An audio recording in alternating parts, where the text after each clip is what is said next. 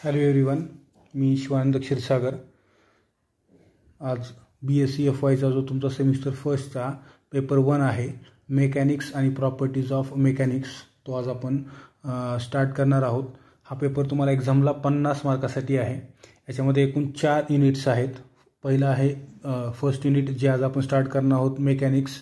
त्याच्यानंतर सेकंड आहे surface tension, third आहे विस्कॉसिटी आणि फोर्थ आहे इलॅस्टिसिटी. ठीक आहे. फर्स्ट युनिटमध्ये मेकॅनिक्समध्ये जो तुमचा 11th आणि 12thचा बेसिक पार्ट आहे, तोच पार्ट आपल्याला याच्यामध्ये पाहायचा आहे. तसं BSc FYला जर पाहायला गेलं तर BSc FYचं तुमचं फर्स्ट सेमिस्टर जे आहे, या सेमिस्टरमध्ये जेवढे काही तुम्हाला युनिट्स आहेत, जेवढे काही चॅप्टर्स आहेत, ते सर्वच्या सर्व चॅप्टर्स 11th आणि 12thमधूनच आहेत. 11th आणि 12thचा जो तुम्ही बेस पाहिलात तोच या ठिकाणी तुम्हाला परत एक वेळेस रिवाईज केलेला आहे. फक्त थोडा ॲडव्हान्स पद्धतीने म्हणलं तरी चालेल. याच्यामध्ये थोडं ॲडिशनल नॉलेज आहे किंवा ॲडिशनल इक्वेशन्स आहेत म्हणलं तरी चालेल. जो 11th आणि 12thचा बेस होता तोच ॲज इट इज जवळपास इथं आहे म्हणलं तरी चालेल. त्याच्यामुळं 11th आणि 12thचं बुक तुमच्याकडे असणं कंपल्सरी गरजेचं आहे. त्याचबरोबर तुमचं युनिव्हर्सिटीने रिकमेंड केलेलं जे बुक आहे physics for degree students BSc first year, ते देखील तुम्ही यूज केलात तरी चांगली गोष्ट आहे. बघू आज आपण फर्स्ट चॅप्टर स्टार्ट करणार आहोत, मेकॅनिक्स. ठीक आहे. तुम्ही 11th आणि 12thला पाहिलं असेल. मेकॅनिक्स म्हणजे काय आहे? Mechanics is a branch of physics which deals with the study of macroscopic objects under the action of forces. Mechanics म्हणजे काय आहे? तर एक फिजिक्सची अशी ब्रांच जी मॅक्रोस्कोपिक म्हणजे काय, ज्या मोठे ऑब्जेक्ट्स आहेत जे आपल्या डोळ्याला दिसू शकतात, अशा ऑब्जेक्टच्या मोशनचा स्टडी करणारी जी ब्रांच आहे त्याला आपण मेकॅनिक्स असं म्हणतो. बरोबर आहे. याच्यामध्ये परत कायनामॅटिक्स आहे, डायनामिक्स आहे, तो पार्ट वेगळा. मग मेकॅनिक्समध्ये आपण 11th 12thमध्ये काय काय स्टडी केलं होतं? तर फ्रेम ऑफ रेफरन्स आहे, laws of mechanics that is Newton's laws of motion आहे, इनर्शियल फ्रेम ऑफ रेफरन्स आहे, सेंटर ऑफ मास आहे, conservation of momentum, work energy theorem. हे सर्व तुम्ही जे 11th 12thमध्ये स्टडी केलेलं आहे, किंवा Newton's laws of gravitation, Kepler's laws of planetary motion, किंवा Kepler's deduction from Newton's laws. हे आता ॲडिशनल पॉईंट झाला, Kepler's deduction from Newton's laws. ठीक आहे. परंतु न्यूटन्स लॉज तुम्ही पाहिलेला आहे, केप्लर लॉ देखील तुम्ही पाहिलेला आहे. बरोबर आहे. ग्रॅव्हिटेशनल इंटेन्सिटी म्हणजे काय तुम्ही फक्त ऐकलं होतं, त्याच्याविषयीचा थोडा आणखीन ॲडिशनल स्टडी तुम्ही या चॅप्टरमध्ये करणार आहात. त्याच्यानंतर ग्रॅव्हिटेशनल पोटेन्शियल तुम्ही फक्त ऐकलं होतं. ग्रॅव्हिटेशनल पोटेन्शियल म्हणजे काय आहे, कशाला म्हणतात, तर त्याचाच डिटेलमध्ये थोडा स्टडी याच्यामध्ये आहे किंवा ॲडिशनल नॉलेज आहे. त्यानंतर ग्रॅव्हिटेशनल पोटेन्शियल एनर्जी, त्यासाठीचं एक इक्वेशन आहे. त्यानंतर potential and field intensity due to uniform solid sphere at a point inside and outside. हे इक्वेशन एक ॲडिशनल पार्ट थोडक्यात हा म्हणता येईल जो याच्यामध्ये ॲड केलेला आहे. म्हणजे जवळपास 90% याच्यामध्ये तुमचा काय आहे, बेस आहे 11th आणि 12thचा. त्याच्यामुळे तुम्हाला 11th आणि 12thचं फिजिक्सचं बुक कंपल्सरी असणं गरजेचं आहे. इथला पॉईंट पाहायचा आणि तो 11th आणि 12thमध्ये कुठं आहे तो जर तुम्ही स्टडी केला तर तुम्हाला हा पार्ट एकदम सोपा जाणार आहे. ठीक आहे. आपण सुरुवातीला पाहू फ्रेम ऑफ रेफरन्स. आता फ्रेम ऑफ रेफरन्स याच्या अगोदर आपल्याला न्यूटन्स लॉज ऑफ मोशन पाहणं गरजेचं होतं, पण अकॉर्डिंग टू युअर सिलेबस, जसा तुमचा सिलेबस आहे त्याच पद्धतीनं आपण वर्कआउट करणार आहोत. पहिल्यांदा फ्रेम ऑफ रेफरन्स आहे तर आपण तेच बघू. आता फ्रेम ऑफ रेफरन्स म्हणजे काय, तर आपल्या ज्या 2 प्रकारच्या फ्रेम ऑफ रेफरन्स आहेत. एक आहे इनर्शियल फ्रेम ऑफ रेफरन्स आणि दुसरं आहे non inertial frame of reference. ठीक आहे. जसं आपण कुठलाही ऑब्जेक्ट ज्यावेळेस समजा आपण कन्सिडर केलं हा एक हॉल आहे, या हॉलमध्ये एखादा ऑब्जेक्ट घ्या, कुठलाही समजा सिलेंडर आहे किंवा एखादा बॉल आहे जो मोशनमध्ये आहे, या डायरेक्शनला समजा मूव्ह करत आहे, तर आपण असं म्हणतो या ठिकाणी की हॉल इज इन मोशन, किंवा हा हॉल मोशनमध्ये आहे असं म्हणतो का आपण? नाही. आपण काय म्हणतो, हा बॉल मोशनमध्ये आहे with respect to this hall. म्हणजे याचा अर्थ हा हॉल म्हणजे काय आहे, तुमची एक फ्रेम आहे. बरोबर आहे. ही एक काय आहे, फ्रेम, XY फ्रेम आहे किंवा XY फ्रेममध्ये आपण या हॉलला बसू शकतो. With respect to this frame आपण काय सांगितलं की हा बॉल मोशनमध्ये आहे. बरोबर आहे. म्हणजे मी या ठिकाणी एक आधार घेतला किंवा रेफरन्स घेतला कशाचा, एका फ्रेमचा. ती फ्रेम म्हणजे तुमचा हॉलचा फर्श होता किंवा तुमचा हॉल होता. अकॉर्डिंग टू धिस फ्रेम हा बॉल मोशनमध्ये आहे असं आपण सांगितलं, त्यालाच म्हणतो आपण फ्रेम ऑफ रेफरन्स. बरोबर आहे. मग याच्यामध्ये परत 2 टाईप काय आहेत, इनर्शियल फ्रेम ऑफ रेफरन्स आणि दुसरा आहे non inertial frame of reference. आता इनर्शियल फ्रेम जे आहे त्या इनर्शियल फ्रेमलाच आपण Newtonian or Galilean frame of reference असं देखील म्हणतो. कारण त्याचं रिझन असं आहे, गॅलिलियन का म्हणतो, because it was Galileo who first discovered the law of inertia. जो गॅलिलिओ हा असा सायंटिस्ट होता, त्यानं पहिल्यांदा सांगितलं लॉ ऑफ इनर्शिया हा त्यानं सांगितला सुरुवातीला, त्याच्यानंतर मग न्यूटनने सांगितला. त्याच्यामुळे याला आपण गॅलिलियन किंवा न्यूटोनियन फ्रेम ऑफ रेफरन्स असं देखील म्हणतो. आता इनर्शियल फ्रेम ऑफ रेफरन्सला कसं डिफाईन करायचं बघा. इनर्शियल फ्रेम आता आपल्याला एक माहीत आहे, इनर्शिया म्हणजे काय. इनर्शिया म्हणजे inability of body to do something. एखादा ऑब्जेक्ट, कुठल्याही ऑब्जेक्टला एक प्रकारचा इनर्शिया असतो. कुठलाही ऑब्जेक्ट हा स्वतःहून कुठलीही मुवमेंट करत नाही किंवा मोशनमध्ये जात नाही जोपर्यंत त्याच्यावरती कुठल्या ना कुठल्या प्रकारचा फोर्स एक्झर्ट होत नाही तोपर्यंत, त्याला आपण इनर्शिया असं म्हणतो. तसं इनर्शियल फ्रेम म्हणजे काय. Frame of reference in which Newton's first law holds good, त्यालाच म्हणतो आपण इनर्शियल फ्रेम ऑफ रेफरन्स. आता Newton's first law of motion आपल्याला माहीत असणं गरजेचं आहे, तो आपण नंतर पाहणार आहोत. त्याच्यामुळं इनर्शियल फ्रेम ऑफ रेफरन्सला आपण कसं डिफाईन करणार. Frame of reference which is at rest or in uniform motion with respect to earth surface is called as inertial frame of reference. आता आपण जर पाहिलं या ठिकाणी की अशा प्रकारची फ्रेम जी रेस्ट पोझिशनला आहे किंवा with respect to earth surface ती कशी आहे, युनिफॉर्म मोशनमध्ये आहे, त्याला आपण काय म्हणतो, इनर्शियल फ्रेम ऑफ रेफरन्स म्हणतो. फॉर एक्झाम्पल समजा आपण ज्यावेळेस रोडवरती थांबलेलो आहोत, आपल्याला जाणवत नाही की रोड फिरत आहे किंवा ही पृथ्वी फिरत आहे, नाही, बरोबर आहे. त्याच्यामुळे आपल्यासाठी पृथ्वी ही काय आहे, इनर्शियल फ्रेम आहे. पृथ्वीच्या with respect to earth surface जो कुठला ऑब्जेक्ट मोशनमध्ये आहे त्याला आपण काय सांगतो की with respect to earth surface तो ऑब्जेक्ट मोशनमध्ये. समजा रोडवरती उभारलो आपण, रोडवरून एखादी कार जात आहे, आपण काय सांगतो, कार मोशनमध्ये आहे, आपण म्हणत नाही की रोड मोशनमध्ये आहे. याचा अर्थ रोड हा आपल्यासाठी काय आहे, इनर्शियल फ्रेम आहे. ठीक आहे. आपण बसनं ट्रॅव्हल करत आहोत तर बसच्या आतमधला व्ह्यू, सीट असतील किंवा पॅसेंजर्स असतील, आपल्याला ते मोशनमध्ये दिसतात का, नाही, आपल्यासाठी ते कसे आहेत, थांबलेले आहेत. परंतु बसच्या बाहेरचा व्ह्यू हा कसा आहे, मोशनमध्ये आहे. मग आपण आपल्यासाठी इनर्शियल फ्रेम म्हणजे याचा अर्थ विथ रिस्पेक्ट टू अस, आपल्यासाठी इनर्शियल फ्रेम कुठली आहे, बसच्या आतमधला व्ह्यू, हे आपल्यासाठी काय आहे, इनर्शियल आहे.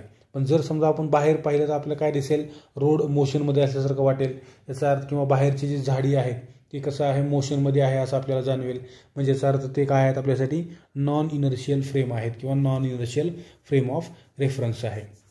आता याच्यामध्ये महत्त्वाची गोष्ट म्हणजे काय, इनर्शियल फ्रेम आपण पृथ्वीला म्हणतो, पण ॲक्च्युअल कुठलीच अशी फ्रेम जी आपल्याला रेस्ट पोझिशनला आहे किंवा युनिफॉर्म मोशनमध्ये आहे असं पाहायला मिळणं शक्य नाही. ॲक्च्युअल जर पाहायला गेलं यालाच म्हणतो आपण न्यूटोनियन प्रिन्सिपल ऑफ रिलेटिव्हिटी, जो आपल्या सिलेबसचा पार्ट नाही पण तुम्हाला माहीत असणं गरजेचं आहे. आत्तापर्यंत 11th आपण स्टडी करत काय आलो, 11th पर्यंत किंवा 12th पर्यंत, ही इनर्शियल फ्रेम म्हणजे काय, जी with respect to earth rest पोझिशनला आहे किंवा जी with respect to earth uniform मोशनमध्ये आहे त्याला म्हणतो आपण इनर्शियल. पण ॲक्च्युअल जर पाहिलं आपण तर पृथ्वीवरती जेवढे काही ऑब्जेक्ट्स आहेत तो प्रत्येक ऑब्जेक्ट त्याला काही ना काहीतरी व्हेलॉसिटी आहे. का बरं, कारण पृथ्वी ही स्वतःच्या ॲक्सिस ऑफ रोटेशन भोवती काय करते, रोटेट होते, बरोबर आहे. म्हणजे त्याला काय आहे, प्रकारचं सेंट्रिपिटल ॲक्सेलरेशन आहे आणि स्वतःच्या भोवती रोटेट होत होत पृथ्वी काय करत आहे, अराउंड द सन ती काय करत आहे, रोटेट होत आहे, बरोबर आहे. मग सनच्या अराउंड रोटेट होत असताना त्याला देखील काही ना काहीतरी ऑर्बिटल व्हेलॉसिटी आहे. म्हणजे याचा अर्थ पृथ्वीला स्वतःच्या भोवती मूव्ह होत असताना स्वतःचा स्पीड आहे आणि अराउंड द सन रिव्हॉल्व होत असताना देखील स्वतःचा स्पीड आहे. आणि ह्या दोन्ही पण मोशन युनिफॉर्म नाहीत.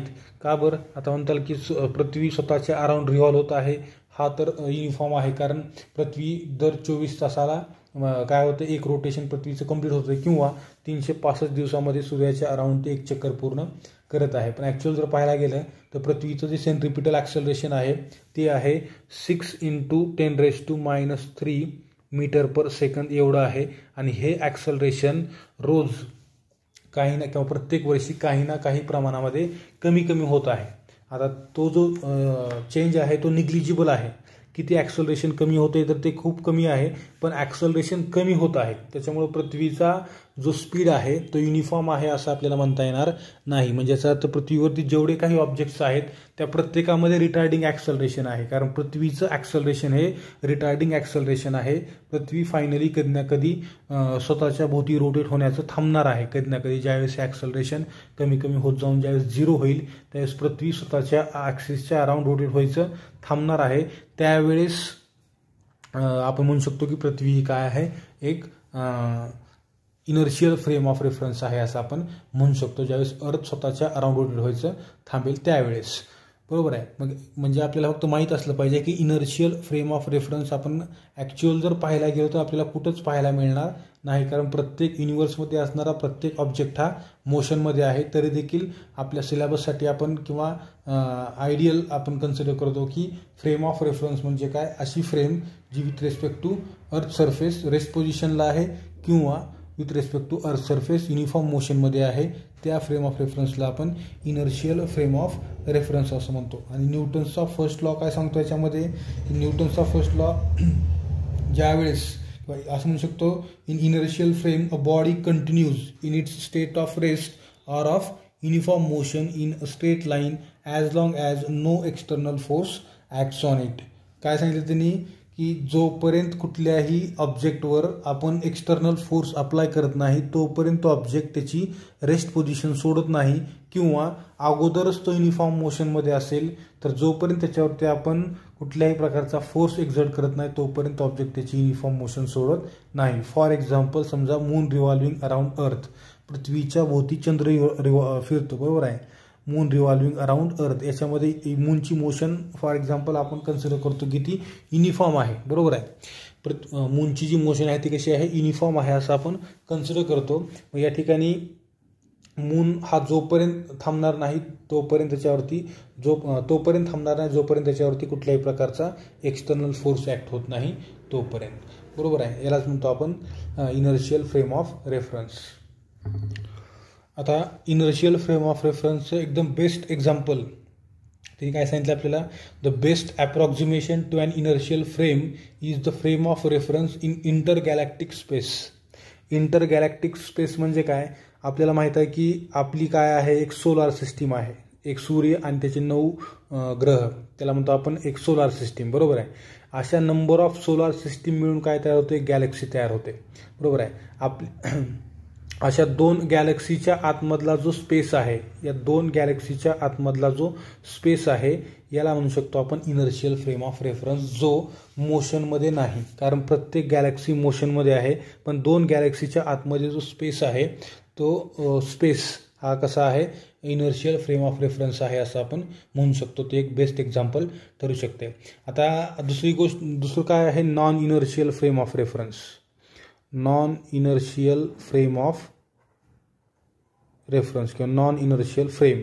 नॉन इनर्शियल फ्रेम म्हणजे काय, तर अशी फ्रेम ज्याच्यामध्ये न्यूटन्सचे लॉज हे न्यूटन्स लॉ त्या फ्रेम ऑफ रेफरन्समध्ये फॉलो होत नाही, त्याला म्हणू शकतो आपण non inertial frame of reference. तर नॉन इनर्शियल फ्रेम म्हणजे असं आणखी डेफिनेशन आपल्याला सांगता येईल, a frame of reference which is in motion with respect to earth surface is called as non inertial frame of reference. आता फॉर एक्झाम्पल समजा एखाद्या रोडवरून, रोड आपल्यासाठी काय आहे, परत एक वेळ सांगतो मी, रोड आपल्यासाठी काय आहे, इनर्शियल फ्रेम ऑफ रेफरन्स आहे. याच्यावरून कार मूव्ह होत आहे, बरोबर आहे.